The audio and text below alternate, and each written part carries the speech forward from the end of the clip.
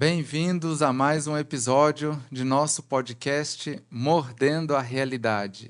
O seu podcast semanal de filosofia e teologia tomista.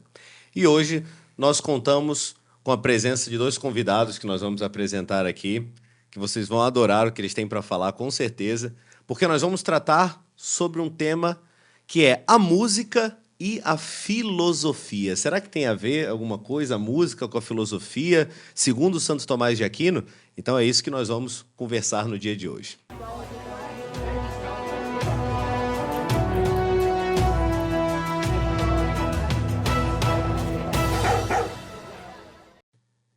E hoje estamos aqui com dois convidados especiais.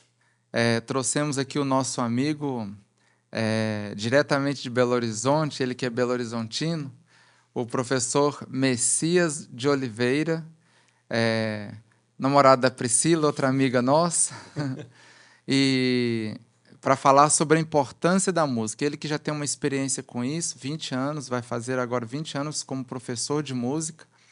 A formação dele eu tive que escrever aqui para eu não esquecer. Olha só, ele é licenciado em música, bacharel em composição musical, bacharel em canto lírico e pedagogo. Então, vai dar para nos ensinar bastante coisas aqui. Seja bem-vindo, viu, professor? Obrigado, Padre Carlos. E esse podcast hoje é a importância da música. E pensamos em fazer aí um paralelo com a filosofia. Trouxemos aqui, então, o padre Valdinei, ele que acaba de chegar ao Brasil, né? Ele é daqui do nosso seminário aqui, do nosso instituto aqui no Brasil, mas estava em Roma estudando. Ele foi para o nosso instituto de estudos de filosofia, que fica em Fossa Nova, que é onde o Santo Tomás faleceu. Nós temos aí um instituto de aprofundamento em filosofia tomista. Então, o padre Valdinei estava aí, estudando, e aproveitando que estava na Itália, depois em Roma, fez um mestrado aí no Angélico, né? A tese dele foi o desejo natural de perpetuidade como prova da imortalidade da alma. Eita! Dá um podcast isso aí, não dá, padre? Só a apresentação aqui dos candidatos já dá um podcast, né?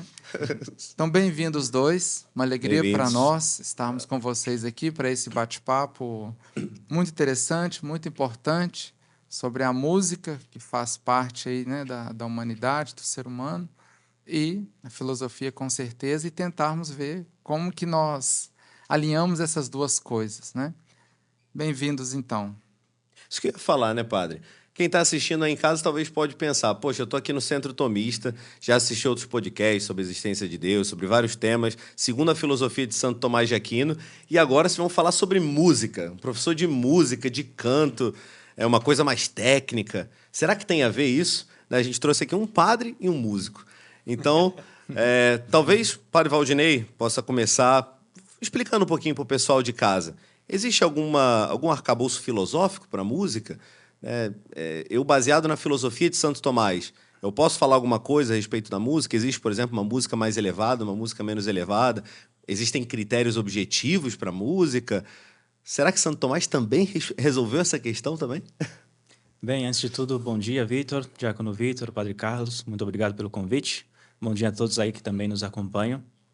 E sim, obviamente, música e filosofia têm relação. Para a gente entender isso, a gente tem que lembrar que a filosofia ela não é um sistema, digamos, algo inventado por alguém sem conexão com a realidade, senão que a filosofia é algo que nós descobrimos. O realismo é justamente isso, é abrir-se à realidade para conhecê-la. E a filosofia faz isso com relação àquelas coisas mais fundamentais para que a gente possa entender a realidade, né? Aqueles princípios básicos, fundamentais do real. E uma vez que a música é parte do real, obviamente, a filosofia vai ajudar-nos a entendê-la muito melhor. São duas coisas distintas, mas não absolutamente separadas. A filosofia, com certeza, vai nos dar muita luz para conhecer a música aqui, como a gente vai ver aqui mais para frente, também é algo que nós descobrimos. A música não é uma invenção humana, é uma descoberta. E, como tal, podem ser muito bem relacionadas. Olha só. Para quem não sabe, o Padre Valdinei também é músico. Ele também não fala por humildade, né? Mas ele também toca vários instrumentos, né? E com certeza conseguiu fazer essa síntese também, estudando filosofia em Roma e tendo esse conhecimento musical, né? Professor, o que o senhor tem a dizer para a gente um pouquinho, para o pessoal que está em casa? Essa questão da música, qual a importância de estudar música? Eu sou professor de música há muitos anos e o senhor vê que acrescenta alguma coisa na vida das pessoas, o estudo da música?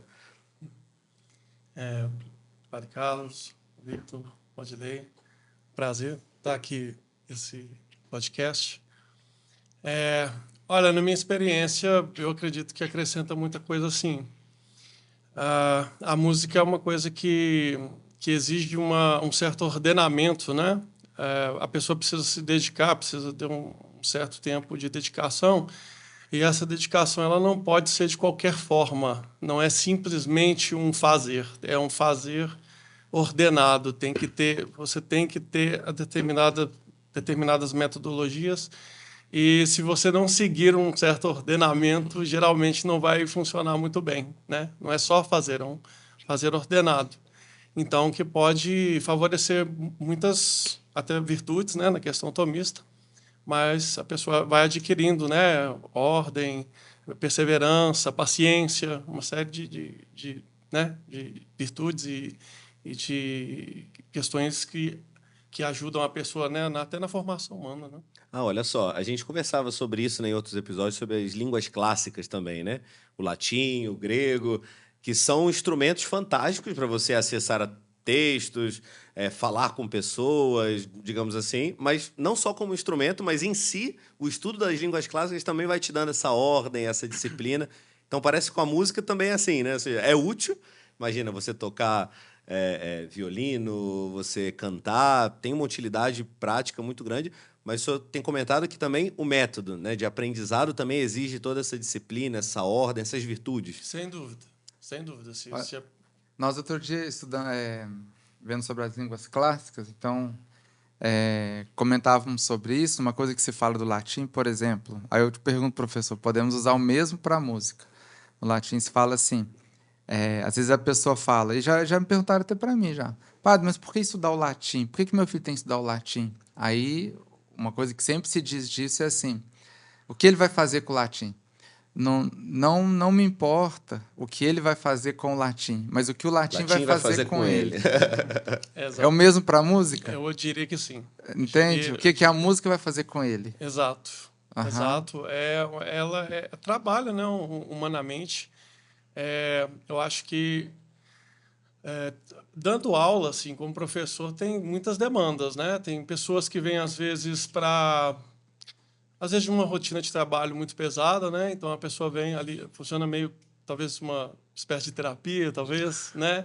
Então acaba trazendo um pouco né? Abre o horizonte da pessoa para outras perspectivas, não é? Então a pessoa passa a ter um horizonte para, né? Para a beleza, né? Para o belo, para apreciar, né? Até mesmo para parar, né? Hoje nós estamos numa época assim de muita pressa, talvez, né?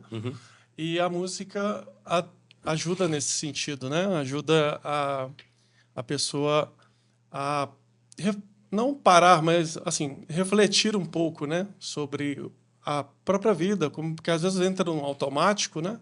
E a gente, como professor, percebe muito isso, essa dinâmica. Olha, isso tem tudo a ver com filosofia, né? O professor falou, acessar ao belo, até ter como uma espécie de terapia nesse sentido. Padre Valdinei, segundo a filosofia, né, a beleza da música, tem como a gente estudar isso? Isso é objeto de estudo para a filosofia? Ou é uma coisa que é só da técnica da música? Como que a gente pode relacionar isso? Então, Vitor, a filosofia, ela é a ciência que tem como objeto, nós poderíamos dizer, aquilo que é mais amplo, que é o real como um todo. A filosofia, na sua essência, considera o ser das coisas, que é o que há de mais fundamental, né? E justamente, ligado ao ser, está uma série de outras características que nós chamamos transcendentais, né? O uno, o verdadeiro, o bom, Tudo isso está muito ligado ao que a coisa é. E um desses transcendentais, nós poderíamos dizer, é a beleza. A beleza das coisas, né? E assim a filosofia fornece uma consideração mais teórica do que é a beleza, digamos, como a gente pode determinar conceitualmente isso, mas em concreto não existe a beleza, senão que existem coisas belas. Claro. Né? Assim como o ser que a gente tem conceitualmente, nocionalmente na nossa cabeça, ele não se encontra entre as coisas assim de maneira abstrata, se encontra nas coisas de maneira concreta, coisas que são. Da mesma forma, existem coisas belas, entre as quais a música. Né? Então, a filosofia, eu diria, nos fornece uma atitude diante da realidade do belo que nos ajuda a apreciá-lo muito melhor. Né? E, nesse sentido, favorece muito a atividade de qualquer pessoa, qualquer artista, qualquer músico. Né? Isso é muito interessante para quem está em casa conseguir traduzir um pouquinho isso. Gente, o que acontece? O Padre Valdinei falou, o ser, né, é objeto de estudo da filosofia. E o ser, ele é objetivo. Ele é o que há de mais objetivo, de mais profundo em todas as realidades. Ele é o fundamento do real. Então, ele é realíssimo, digamos assim, o ser. E também os transcendentais, que dependem do ser. Então, a gente está dizendo que Santo Tomás afirma que a beleza tem um fundamento objetivo. Tem um fundamento objetivo. Então, não é bem assim também, né? Tudo é belo. Não, para mim é bonito, para você não é. Né? Então, pronto. Eu estou certo, você está certo também. A gente está afirmando coisas contraditórias, mas nós dois estamos certos. A filosofia, ela já, de certo modo, à luz da razão, já vai vedar esse tipo de atitude. Né? E, ao mesmo tempo, vai embasar também o que seria. Quais são, por exemplo, as características, talvez, para que uma coisa seja bela, segundo Santo Tomás? Depende muito também da coisa, né? Quanto mais a gente faz um discurso geral, assim, menos concreto esse discurso é. Então, mas de maneira geral, nós poderíamos dizer que, como a beleza está ligada ao ser, é o ser considerado baixo certo aspecto, uma coisa é bela na medida em que ela verdadeiramente é aquilo que ela é essencialmente. Por exemplo, um homem belo, seria um homem que é verdadeiramente homem, que chega a realizar de maneira íntegra a sua natureza humana. Né?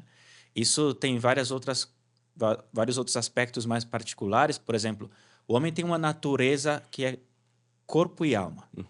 Então, por exemplo, um corpo belo é um corpo, antes de tudo, que possui todas as suas partes próprias, né? Que não está faltando nada, não falta nada daquilo que ele deveria ter. Né? Possui essa integridade. Isso já é um aspecto da beleza, ligado ao ser. Né? Para ser belo, tem o que ser, e ser segundo toda a virtualidade daquela essência, né? Daquele modo de ser. A mesma coisa a gente pode falar para a música. Uma música bela vai ser uma música que possui todas as características de uma música.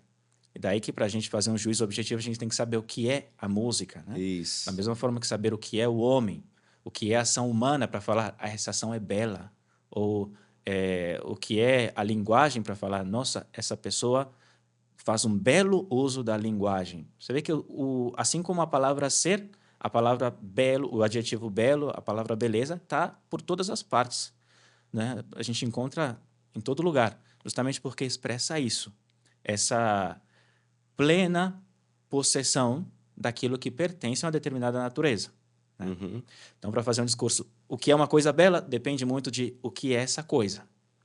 Né? E se ela realiza bem, perfeitamente a sua natureza, ela necessariamente vai ser bela. Ou seja, o filósofo ele vai poder dizer certas características gerais, por exemplo, integridade, que o senhor citou, ou, não sei, proporcionalidade, harmonia, coisa assim de modo geral, claridade. Mas aí, na prática, vamos precisar de um músico, né, para conseguir analisar determinadas composições e falar, não, essas características se encontram ou não, se dão ou não. Justamente. Mais ou menos isso? Sim. Até a questão... eu acho que chama atenção para a questão dos bens, né? Que nós estamos num mundo muito materialista, né?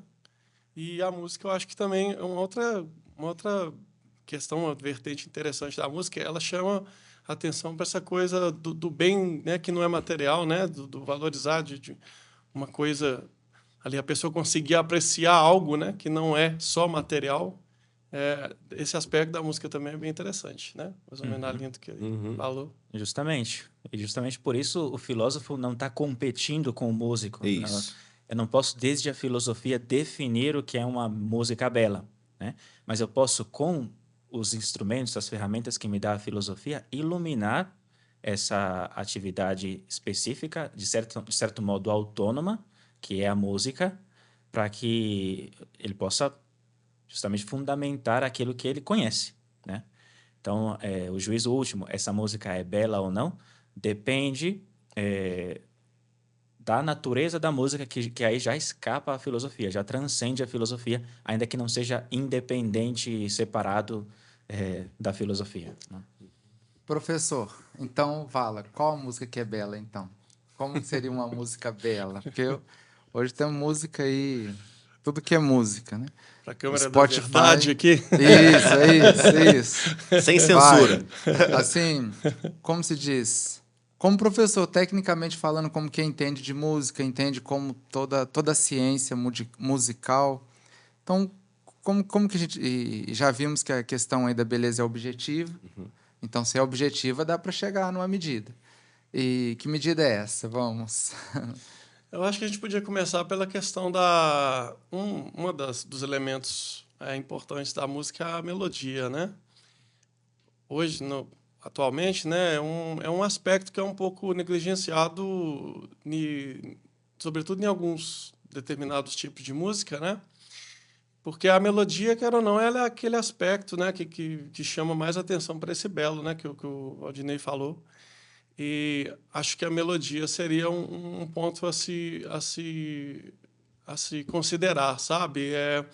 Nós temos a música, principalmente essa música mais para vender, né? Assim, uma música mais comercial. Ela é uma música que enfatiza, sobretudo, o ritmo, né? Enfatiza muito aquela coisa muito rítmica, e a melodia fica um pouco de lado, né? E realmente é uma questão que a gente poderia falar assim de beleza. A gente pega, por exemplo, a música clássica, a gente tem grandes compositores, grandes melodias que a gente, né, uma nona de Beethoven, enfim, melodias que são marcantes e que é um parâmetro de beleza, né? Sem isso a gente começa a perder, né? Esse parâmetro começa para a pessoa que está em escapar. casa, assim, que às vezes não entende muito sobre esses termos, né? Você dá um exemplo para eu saber o que é uma melodia. Qual a diferença, assim, para eu saber, assim? Uma melodia é uma sequência de notas musicais, né? Porque a gente tem uma nota, então você tem uma nota, outra nota. Agora, melodia não. Melodia é aquilo que eu canto e você não precisa nem falar para, né? Eu não preciso nem falar para as pessoas, né? La, la, la, li, la, la, li, la, li, la. Que música é essa? Ave Maria. Ave Maria. Não precisei nem falar com vocês. Comuniquei sem falar. Isso é a melodia, uma sequência de notas que tem uma identidade. Não é? E é o quê? É a melodia, o ritmo, você citou, e tem a harmonia também. A harmonia, como seria uma harmonia, dá para saber? Explicando de uma forma simples, a harmonia ela se desenvolveu sobretudo nas igrejas, né? A gente tinha o canto gregoriano e a gente tinha os chamados mestres de capela, que foi um pouquinho depois do período gregoriano, que a gente está falando talvez século XI, XII, e tipo Leonin, Perrotin, e aí os coros cantavam aquelas melodias, só uma melodia, né? Era mais comum no período gregoriano, né? no uníssono, exatamente. E como tinha aquelas grandes capelas, quer dizer, a pessoa cantava, aí o som ia na capela, aí quando ela estava cantando outra nota, a nota que estava soando juntava. Então, aos poucos, os compositores foram meio que tateando, né? Foram descobrindo essas relações de notas que, quando elas se juntam, elas formam uma espécie de bloco de som, né? Então, a harmonia começa muito por aqui. E aos poucos foi se moldando, né? Uma teoria. Hoje em dia já é mais... A gente pegou mais mastigado. Mas até século, né, pode colocar aí talvez 16, 17, ainda era uma coisa que estava ali, né? A próprio sistema de notas que a gente tem hoje, né? Que é a escala cromática, ela foi definida recente, né? Até na época de Mozart e tal, a gente ainda tinha algumas dúvidas. Uns falavam que a nota é um pouquinho para cá, um pouquinho para lá. Então, isso foi um processo, na verdade, né? Mas, de forma mais simples, né, para o público leigo, a diferença é que a melodia você tem uma sequência de notas. A harmonia você tem notas juntas, soando ao mesmo tempo. Então, você tem, por exemplo, um acorde de Dó. Mas o acorde de Dó ele é formado pelas notas Dó, Mi e Sol. Só que elas soam ao mesmo tempo. Entendi. A harmonia é nesse sentido. E aí, hoje em dia, a gente tem uma música, um tipo de música que é muito comum, que é a melodia acompanhada, que você tem uma melodia e tem uma harmonia que fica ao fundo acompanhando essa melodia. Né?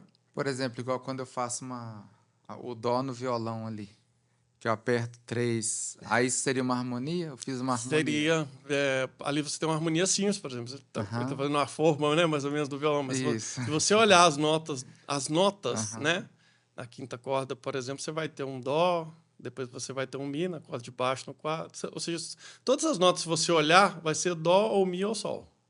Entende?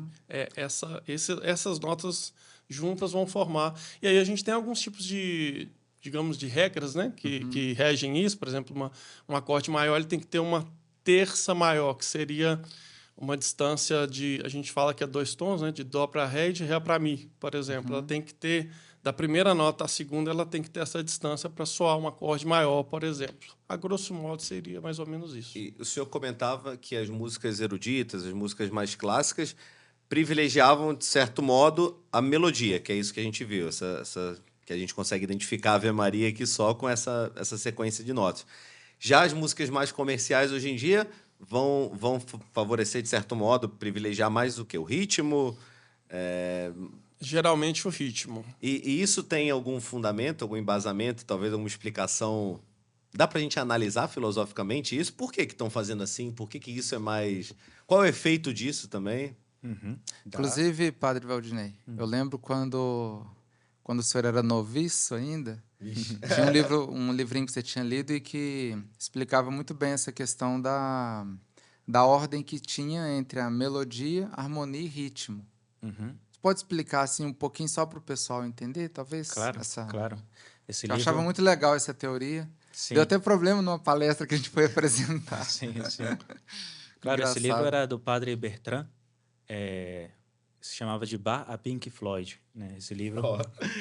Polêmico o Sugestivo, título, né? De Bach a Pink Floyd. E ali ele expunha, digamos, de maneira sucinta, como existe uma espécie de relação entre a estrutura da música e o modo como o ser humano mesmo é estruturado. Era mais ou menos essa a teoria dele, né? E que realmente é muito convincente. Como é isso? A música, como eu disse no começo, não é algo que a gente inventa, mas é algo que a gente descobre. Ou seja, que ela tem uma estrutura, um modo de ser realmente, que foi descoberto, como o professor Messias comentou, com o influxo da igreja, né, nas catedrais. E como é isso? Existe uma parte mais elevada da música, que é justamente a melodia, como ele comentou, notas sucessivas. Existe uma parte que está aí no meio dessa pirâmide, a gente pode imaginar, né? No meio aí a parte harmônica, que são notas simultâneas, né? E na base disso está o ritmo, que é a ordem do movimento, né? Por exemplo, eu posso realizar um determinado movimento, ou seja, vamos produzir um determinado som, e posso estabelecer uma frequência, uma ordem nesse movimento, e isso vai caracterizar o ritmo, né? Então, ao longo da história, a humanidade foi fazendo essa experiência de que a música ela está composta desses 3 elementos organizados de uma maneira hierárquica, ou seja, não é tudo igual aí. A parte mais importante é a melodia, a parte secundária é a harmonia e a parte basilar ali, né, é o ritmo. Isso, como eu disse, como que ressoa com o modo como nós somos constituídos. Porque o ser humano, ele tem como, digamos, parte superior, aquilo que na filosofia a gente chama de potências superiores da alma, que é a inteligência e a vontade nossa capacidade de conhecer a verdade, de agir livremente.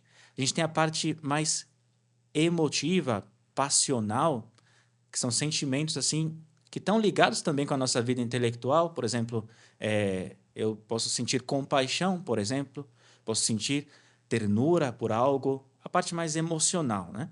E tem a parte mais instintiva, que é aquela menos elevada do ser humano, ainda que não seja má, mas que ele compartilha com os animais. O instinto de luta, de sobrevivência, de combate, que nós chamamos de apetite irascível, e o instinto de prazer, a busca daquilo que é prazeroso, agradável, que é o concupiscível, né, de desejo. Pois bem, dada essa estrutura do homem, dada essa estrutura da música, a experiência que todo mundo pode observar é que a parte mais elevada da música, que é a melodia, como que ressoa, que fala a inteligência e a vontade do homem. A gente pode ver isso, por exemplo, quanto ao canto gregoriano, um canto que acompanha a atividade mais espiritual do homem, que é a oração, contato com Deus, ou o culto divino. É muito favorecido por uma música que é completamente melódica, né? A parte secundária da música, a harmonia, ela ressoa, ela fala a nossa parte sentimental, afetiva. Você pode ter a experiência, por exemplo, de que às vezes quando uma pessoa está falando algo e você quer dar aquele tom sentimental porque você está falando, você faz uma base harmônica atrás e aquilo dá como um clima romântico ao que você está falando, né? Pode ser o que seja, qualquer assunto, mas aquele fundo sensibiliza tudo. É a trilha sonorazinha, assim. A trilha sonora, assim, mais harmônica que... É a base da harmonia que faz isso, que você começa a ficar triste, Chorar. te coloca num contexto. O professor vai saber falar muito melhor do que eu, mas tem certos acordes que produzem já uma sensação de tristeza, Isso é verdade. não? Isso é verdade. É mesmo se você, por exemplo, eu quero fazer um fundo musical aqui para deixar o Vitor triste, mais calado. Como é que eu faço? Aí tem um acorde, uma harmonia que consegue esse efeito. O clichê, o acorde maior é feliz e acorde menor é triste, né? Ah, olha só. Realmente. Tem até, assim, os alunos falam isso muito com a gente, né? Essa música parece que é triste. Geralmente é um acorde menor essa música é feliz. Geralmente é um acorde maior. É claro que não é fechado assim, desse jeito. Você vai ter música... sobretudo na Europa, né? A cultura brasileira ela não enfatiza tanto os acordes com tons menores, né? Com acordes menores. Ela tem mais a predominância, eu não sei exatamente a porcentagem, mas a predominância com certeza de acordes maiores. Na música europeia, sobretudo, você tem muitas músicas que são com tom menor e são músicas alegres, por exemplo. Mas realmente aqui tem muito esse... Tem essa ligação. A harmonia com a parte que você explicava sentimental do homem. Escuta um acorde menor e depois você falou da melodia, da harmonia e o ritmo. O ritmo, que é, como eu disse, aquela ordem no movimento, né? Realiza um movimento ritmado, é um movimento que tem um padrão identificável, né? Por exemplo, é um compasso, né? Uma fórmula de compasso 4x4. Tem uma frequência ali que é facilmente identificável. Você pode acompanhar aí batendo pé, batendo palma, né? É ordem no movimento.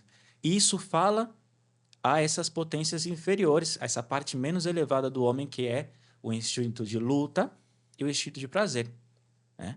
A gente pode constatar isso facilmente naquelas atividades, por exemplo, que a gente precisa de uso de força, por exemplo, uma marcha militar, uma música de combate. Isso. Uma música de combate vai ser predominantemente rítmica. Que vai pum, pum, pum, Isso. pum.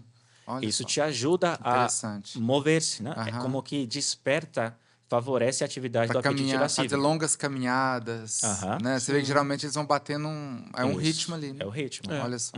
É igual ele falou mesmo, é organização mesmo. Porque realmente a música, se você não tiver o ritmo organizado, inclusive as pessoas, é muito fácil para qualquer pessoa, mesmo se ela for uma leiga em música, é muito simples identificar problemas no ritmo. Assim, ela é realmente a coisa basilar.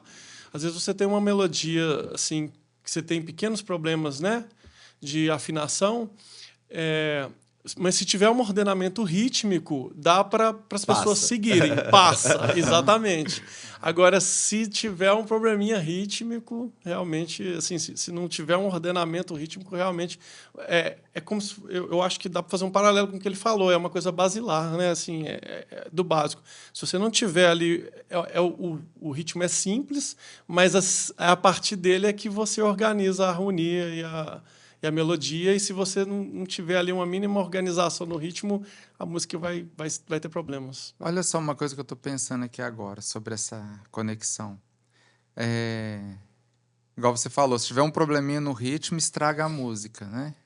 É bem fácil de identificar. Isso é fácil de identificar e, embora a melodia seja mais importante, mas se tiver um problema no ritmo, é mais fácil estragar tudo, digamos assim, atrapalhar. A percepção do ouvinte é mais simples, é mais fácil. É mais fácil. É mais fácil. É porque é a base, né? Como você falou. Exatamente. Né? É o que organiza. É o alicerce, assim. É o alicerce, exato. E por que, então, que hoje em dia as músicas estão, de certo modo, prestigiando mais essa parte? Uhum. Olha, eu diria que é um ciclo, digamos, um ciclo vicioso, a gente poderia explicar a situação atual, na minha opinião. Em que sentido? Para que uma música boa, ou seja, que respeite essa ordem, para que ela seja agradável a mim, é necessário que eu também esteja ordenado, de certa maneira, tenha uma estruturação interior compatível com aquilo, para que eu possa apreciar, né? Então, porque no fundo, a gente sente prazer, gosta daquilo que é connatural a nós. Ou seja, aquilo que é compatível com o modo como eu sou, eu experimento como natural para mim, portanto, agradável, né? O prazer é a atividade segundo a natureza. Então, se eu estou constituído de uma determinada maneira, encontro algo que é compatível com o modo como eu sou, eu gosto daquilo, né? Na linguagem popular. E justamente, como hoje em dia o ser humano está desordenado, talvez mais do que nunca, com essa desordem interior, é muito explicável que tantas pessoas gostem de músicas más, né? De músicas defeituosas. Sim. Isso denuncia uma desordem interior. E, ao mesmo tempo, porque as pessoas estão assim, produzem músicas assim.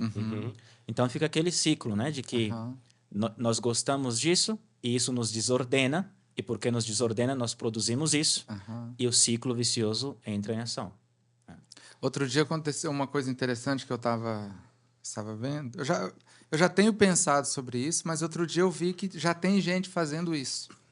Igual você vê a questão dos novos compositores, agora da música popular, né? Nessa música popular aí mais sertanejo, principalmente. Igual eu sou da roça, eu gosto muito da música caipira, sertaneja. Só que as músicas sertanejas hoje não dá para padre. Porque isso, as pessoas estão desordenadas e estão desordenando muito as músicas, entende? Mas aí eu sempre tinha isso comigo. Eu falei, gente, a gente como padre, nós tínhamos que ajudar as pessoas, ensiná-los, assim, colocar na consciência, porque eles só cantam música exaltando os vícios. É só o vício que está exaltando, e todos. Tem 7 pecados capitais e já nessas músicas deve ter uns 200 pecados capitais. Mas eu sempre pensei, gente, a gente tinha que dar um jeito de conscientizar esse pessoal, evangelizá-los, assim, como diz o pessoal lá, pô, meu, canta virtude também, entende? Mas aí outro dia, até pelo fato o Zé Neto, que foi no programa do Frei Gilson, aí eu estava dando uma olhada numa coisa dele. Interessante que ele tem feito muito isso, cantando músicas que exaltam a virtude. Uma música dele muito legal, uma música dele falando sobre a questão do filho, porque como ele viaja muito, né, pelos shows, então ele canta para o filho falando que enquanto ele estiver fora, que ele cuide da mãe, entende? Então ele exaltando o filho, a virtude do filho de estar com a mãe, fique com a mãe, obedeça, cantando virtudes muito bonitas. Achei bonito essa. Ele mesmo tem uma outra que já é para a esposa, sabe? Eu esqueci agora como que ele fala, mas uma letra muito bonita mostrando assim a alegria dele de ter um filho, de ter o filho, como que é bonito ter um filho, e além de ter... como que é bonito ter uma pessoa que te considere um herói, porque o filho considera o pai um herói. Ter uma pessoa que te considera um herói e ainda ter uma Mulher Maravilha do lado, dizendo assim. Então, depois outra para a mãe, eu estava olhando ali, eu falei, olha, aquilo que eu achava que eles tinham que fazer, ele está fazendo. Essa de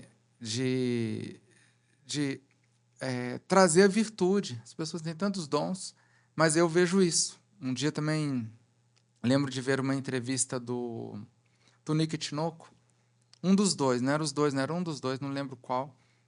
Aí perguntaram para ele aqui, mas por que nas músicas de vocês não cantam essa questão da bebida, da traição, que na de vocês não tem isso? Ele falou assim, não, é porque a gente é o homem do campo, e o homem do campo primeiro.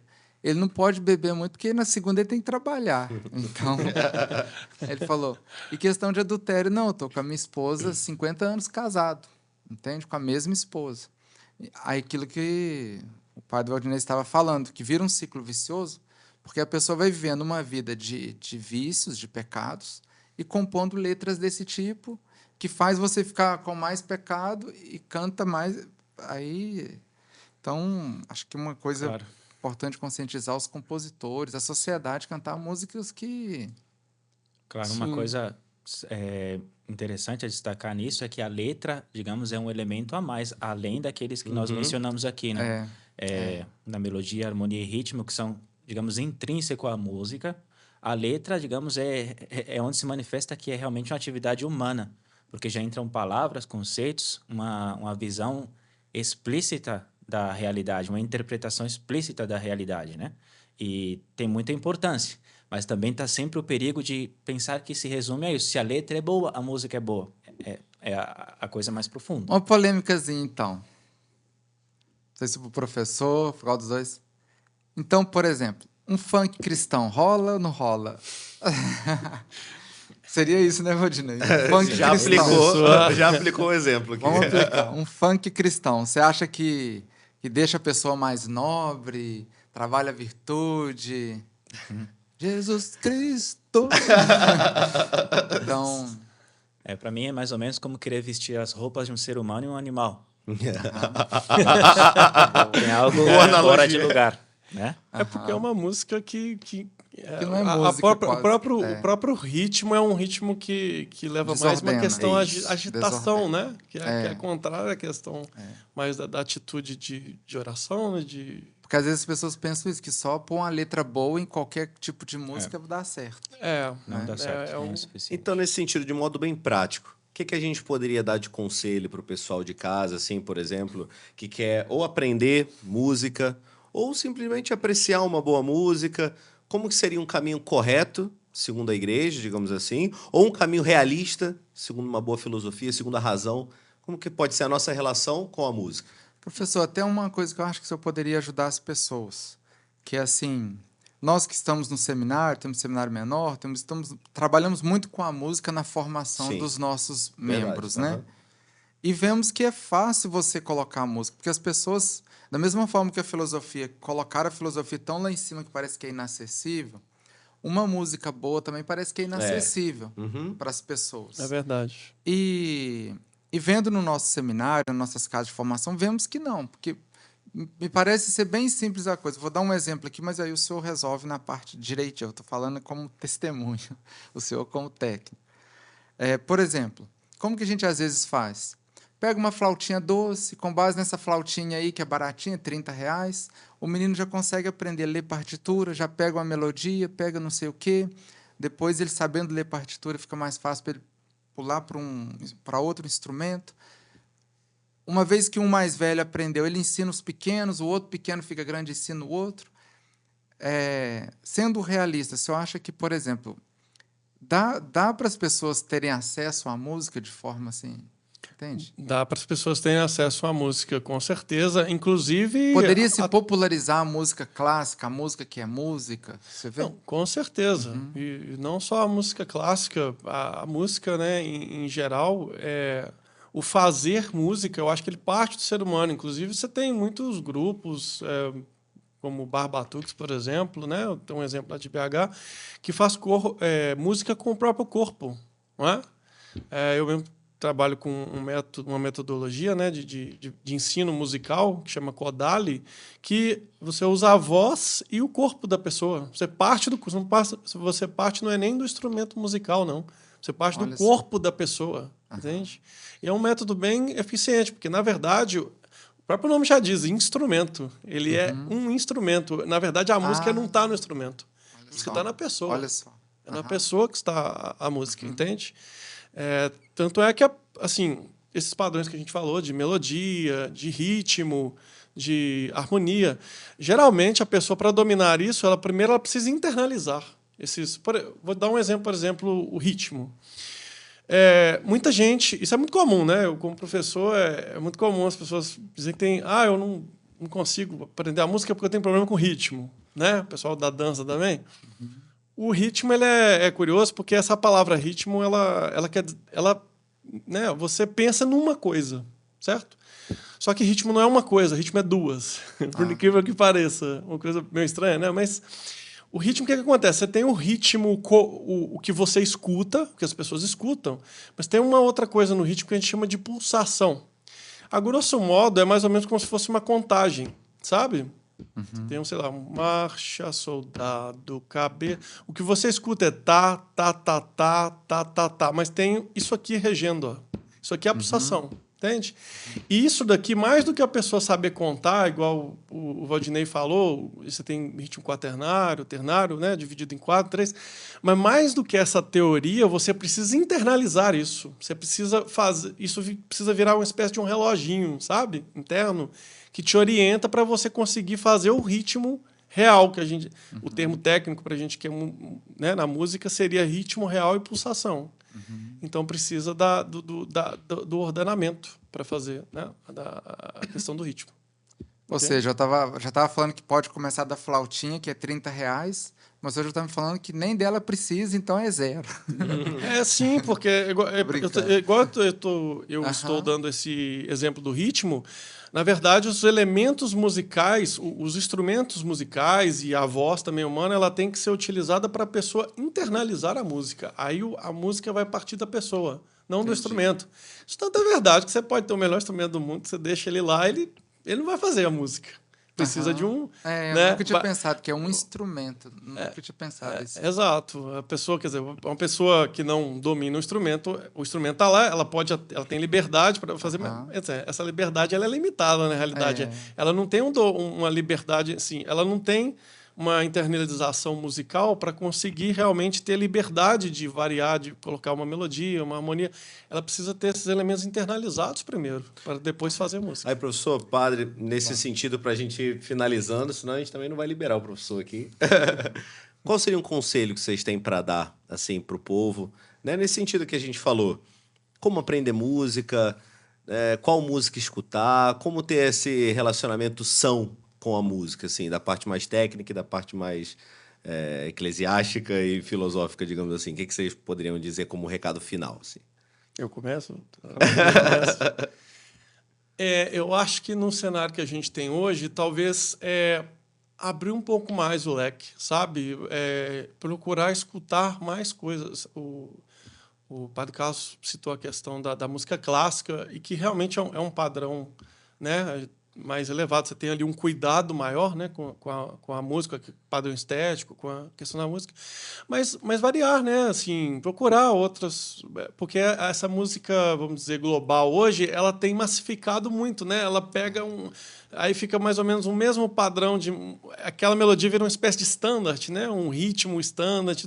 E as músicas são tudo meio parecidas, né? Essa música pop. Então, acaba limitando muito. Então, acho que um conselho bom seria abrir mais um leque, escutar, né, músicas de outras culturas, talvez, e nem precisa ir muito longe, não. Às vezes tem um grupo, né, folclórico, alguma coisa, né, perto de casa, que tem uma música ali que tem um elemento cultural diferente. Ou seja, abrir o leque, né, diversificar. Acho que esse seria o meu conselho. Claro, e ainda dentro dessa linha, eu acho que uma estratégia, digamos, um critério, é aquele de não se contentar com aquilo que me agrada naturalmente, né? Porque nós, como seres humanos, estamos em progresso. A vida humana é um tempo de crescimento, de amadurecimento, ou seja, eu estou buscando ser aquilo que eu sou chamado a ser como ser humano, estabelecer essa ordem intrínseca a mim, né? Que é o ser humano maduro. Então, se eu não sou maduro, é natural que me atraiam certos tipos de música que eu, usando a cabeça, posso reconhecer como não sendo o tipo de música mais elevado. Qual é o meu modo de proceder aí? Eu tenho que buscar abrir-me a essas músicas que são verdadeiramente elevadas para que a minha percepção seja educada e eu possa crescer, né? Então não é, essa música me agrada e essa não. É essa música que é um valor, um patrimônio da humanidade provada pelo tempo. Essa música tem que me agradar, no sentido, eu tenho que crescer até tal ponto que eu possa perceber a beleza que está concretizada aí. Pelo menos estar aberto, né? Isso, estar aberto. Pelo menos ter abertura. Né? Ter esse realismo que é um processo formativo. Eu tenho que estar à altura dessa música. Isso eu faço justamente estudando e apreciando, né, essa música na medida das minhas possibilidades. Nossa, fantástico, né? É tipo assim, né? Então, se a pessoa, por exemplo, não consegue pilotar um carro de Fórmula 1, não é culpa do carro, né? Aí, se não está apreciando tal música, não é culpa da música. O problema é outra peça aí. Ninguém pede a uma criança que seja já totalmente capaz de perceber a beleza das boas ações, por exemplo. Mas ela tem que chegar a isso. Tem que chegar a isso. Eu acho que isso dá um curso, né, padre?